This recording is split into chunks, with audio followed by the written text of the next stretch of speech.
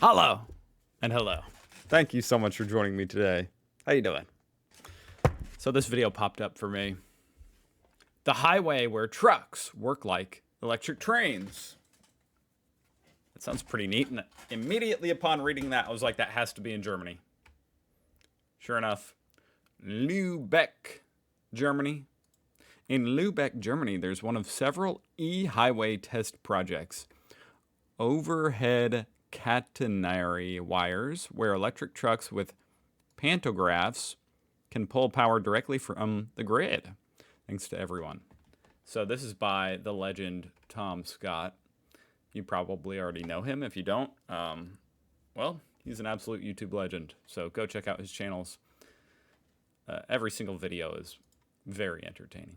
So this will be a treat, and I'm certainly intrigued. Let's see what we got here. As petrol and diesel get phased out and batteries become better and cheaper, electric trucks are slowly starting to become a thing. But the trouble is, you need a massive battery in each truck, plus the infrastructure to charge them all.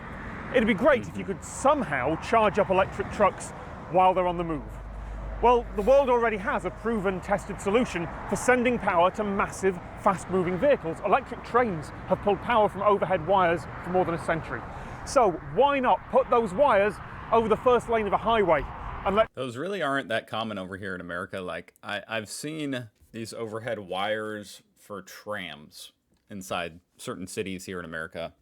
So I'm a little bit familiar with that. Century. So why not put those wires over the first lane of a highway and let trucks connect to it while they're on the move? That is quite a radical, crazy idea. I guess the reason why not would be because then the truck can only go where these wires are. So it's been running for 21 months now and will be at least for the next year. A full-scale scenario for Germany would be to equip 1/3 of the German highway network, and that could reduce 2/3 of the greenhouse gas emissions by heavy trucks. But for sure there are pros and cons in the real world, and we want to be sure before we are going into the future with such a system. Yeah, there were a lot of safety concerns in the beginning, so we had to discuss everything with fire brigade and police and so on. We have the voltage level of a tram, and the electromagnetic fields are lower than on a tram, so that isn't an issue. Overtaking is absolutely no problem. You just set the indicator or leave the lane, and the pantograph will automatically drop down immediately, and then you're free to go. So.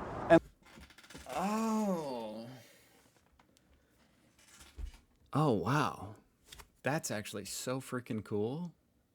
I didn't realize, so they can drive out of the lane, they can leave, they can go down a different road. This just charges the battery when they need it. In that part, a battery... Are they actually doing this now? Like, is this common? Or the combustion engine will take over, and you will have the full power. Oh, and it's a hybrid. Without interruption. One of the things that's really obvious sitting here is that the technology works. Like, we're running off grid power now, and it's really, really quiet in here. Wow. There are two main uses for big trucks like this. One is last mile delivery, picking up lots of items from warehouses and taking them out to individual shops. Most of that is going to be away from the trunk road network, so e-highway wouldn't work for that. But those trucks tend to take shorter journeys anyway, and they're sitting idle at night, so those could charge at the depot. The other use for big trucks is taking containers from ports to warehouses, or from one depot to another. Almost all of that traffic goes along big trunk roads like this, and that could all be converted to run straight from the grid, with batteries taking a couple of miles at each end. Roll that out, and suddenly you're replacing a lot of diesel. What you're doing... Wow. Leave it to the Germans to engineer something like this. This is pretty freaking cool. ...is bringing the electrons to the vehicle. Like, we do have some electric trucks, like he said, for the last mile type stuff, Amazon delivery. I don't know if I've ever seen one, but I know that Amazon is doing that in certain places. In a cable rather than trying to carry them in a box in a battery. It's the most efficient solution, the most efficient use of energy. We think that it's possible for the system to pay for itself. It's possible to set an electricity price sufficiently cheap for the truck operator that the lower costs will pay for the additional costs of the lorry in about a year and a half, something like that. And we think that it's... That's pretty quick. ...possible to use some of the money that comes back from electricity sales to pay the infrastructure provider in a way which will make that an investment that's fundable by private finance. And we think there is enough money left on top of that to pay a tax to the government to replace fuel tax. Where you've got real difficulties is... Wait, they're trying to tax it? To replace fuel tax? I was just curious what, when this came out. So 2022. Okay.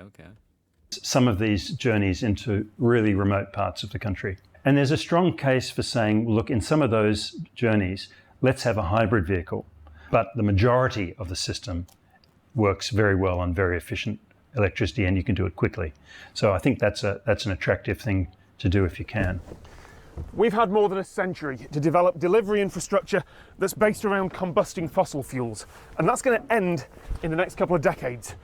Britain is planning to ban the sale of new petrol and diesel trucks by 2040, which sounds like the far future, but it's actually only 18 years away. The rest of Europe won't be far behind. And 16 years. Building those wires above enough roads could take up most of that time if that's the solution that's chosen. So right now, we know the basic technology does work. That's what's been tested here. But a lot of things that technically work can't be built economically. If we want to keep to that date, then the UK has somewhere around 3 to 5 years to figure out if this is just a gimmick or whether it's worth investing the billions that it'll take to roll this out. Personally, I try not to give predictions about the future, but I wouldn't be too surprised if those wires become part of everyday life on the road in the next couple of decades. Wow, that's extremely clever. I'm very impressed by that. I had never even considered or conceived of anything like that. Obviously I've never seen that. I wonder if this is actually becoming more commonplace in Germany. How would I even go about finding that out? Ah, here we go. E-highway. Aha!